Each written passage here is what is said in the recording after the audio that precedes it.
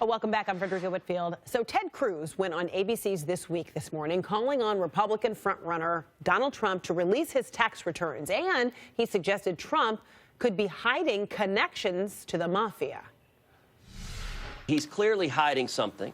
On the other hand, it could be donations to liberal groups like Planned Parenthood. At every debate, it seems, he praises Planned Parenthood. Maybe he's written them a bunch of checks. Or maybe there are other issues. For example, there have been multiple media reports about Donald's business dealings with the mob, with the mafia. Maybe his tax returns show that those business dealings are a lot more extensive than has been reported. With the mafia? We don't know. Indeed, ABC has reported that. You guys have reported that he's done deals with S&A Concrete, which was owned by two of the big crime families in New York, and that he's had involvement in Atlantic City. Maybe that's what his tax returns show. We don't know. All right, let's talk more about this. The Root.com politics editor Jason Johnson is with me here in Atlanta. CNN senior political analyst Ron Brownstein joins us from Los Angeles, and our Chris Freites is in Madison, Alabama, where Trump is expected to speak very soon in the next hour. So first, you, Chris, how is Donald Trump responding to this latest charge?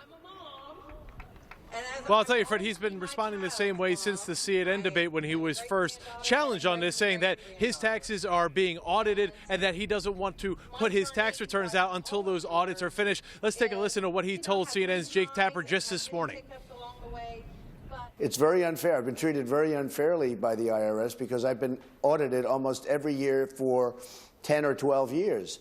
And I have friends that are very rich people. They never get audited. And so I think I've been really singled out. I don't know why I'm singled out. Maybe because I'm a very conservative. So there you have Donald Trump saying that, well, maybe because he's conservative, that's why he's being audited. Now, the IRS, of course, says that anybody is free to release their own tax returns, whether they're being audited or not. Donald Trump still refusing to do that. And it's worth noting here also, Fred, that both Marco Rubio and Ted Cruz put out their own tax returns just last night. But it's also important to note there that those were just summaries. We didn't get the full return showing how they made all their money and all the itemizations and deductions. So they're just really two-page summaries. They're calling on Donald Trump to release all of his taxes. Neither Rubio or Cruz have done that. Now, Rubio says he will release his taxes in full. He just wanted to get his summary out quickly. And Ted Cruz says, well, if Rubio releases all his taxes, he'll do it too. So this tax issue is going to, I believe, keep going on, and they're trying to continue to apply that pressure to Donald Trump, Fred. So then, Jason, would it suffice if Donald Trump were to say, okay, you only have released the summaries, I'm going to release only the summaries too? Would that end the conversation? You know what, Fred? It's not going to end the conversation, but think of that crowd we just saw. Do they care about any of this? No. They don't care about Donald Trump's tax returns. They don't care if Donald Trump has supports from a terrorist organization like the Klan. They don't care if Donald Trump says offensive things. That's not what regular voters are talking about. That's not what regular primary voters on the Republican side are talking about. They want someone who talks about jobs, immigration, and keeping this country safe, and that's what Donald Trump's been doing. That's why he's winning. Ron, we saw something very similar from Mitt Romney, a delay in the release of his tax information. So there is a common thread here. Is this a great detriment to a Donald Trump? No, I agree. I don't think this is going to be the big problem.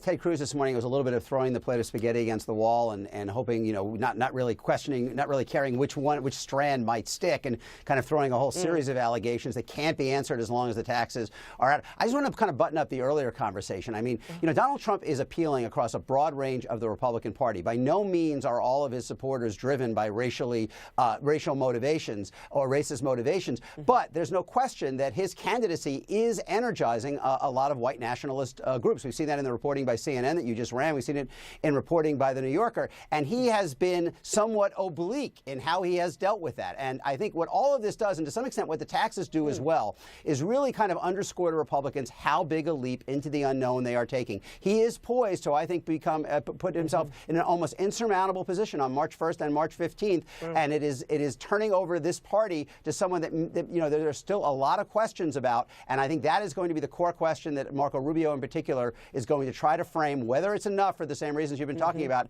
is something else. But I think that is the key issue over the next 2 weeks. All right, Ron Brownstein, Jason Johnson, Chris Freites, thanks to all of you. Appreciate it.